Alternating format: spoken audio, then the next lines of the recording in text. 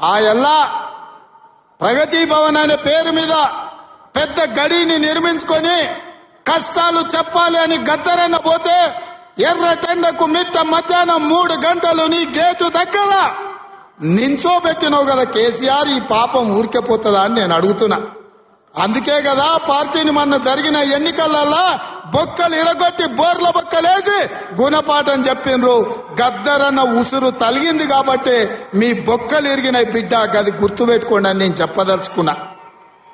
అందుకే మిత్రులారా, ఇవాళ ఈ ప్రభుత్వం మీది మనది, ఈ ప్రభుత్వం పేదోళ్ళది. ఈ పేదోళ్ళ ప్రభుత్వంలో ఆదిలాబాదును దత్తత తీసుకుంటాం. తప్పకుండా తుమ్మిడిఎట్టి దగ్గర ఉత్తమ్ కుమార్ రెడ్డి గారి అనుమతితోని సాగునీటి ప్రాజెక్టును కడతాం, కుప్టి ప్రాజెక్టును కడతాం, సబర్మతి ప్రాజెక్టును కడతాం, కడెం ప్రాజెక్టును రిపేర్ చేస్తాం.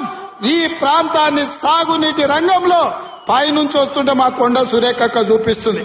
కింద క్రేన్ పెట్టి బాయి తవ్వుకుంటూరు నీళ్ల కోసం, సాగు నీటి కోసం.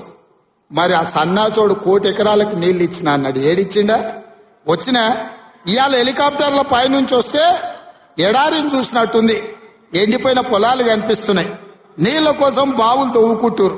ఇవాళ బావి తవ్వే క్రేను అది చూపించి సురేఖక్క అన్న ఇంకా బాయిల వ్యవసాయమే ఉంది, ఇక్కడ నీళ్లు రాలేదని. ఇవాళ వస్తావా కేసీఆర్? నీకు మళ్ళోసారి చూపిస్తా ఈ ప్రాంతాన్ని.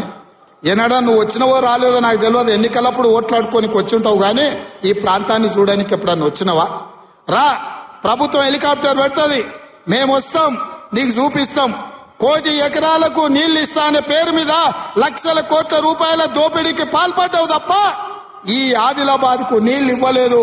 అందుకే ఈ ప్రాంతాన్ని సస్యశ్యామలం చేయడానికి సాగునీటి ప్రాజెక్టులను కట్టే బాధ్యత మా పార్టీ తీసుకుంటుంది, మా ప్రభుత్వం తీసుకుంటుంది.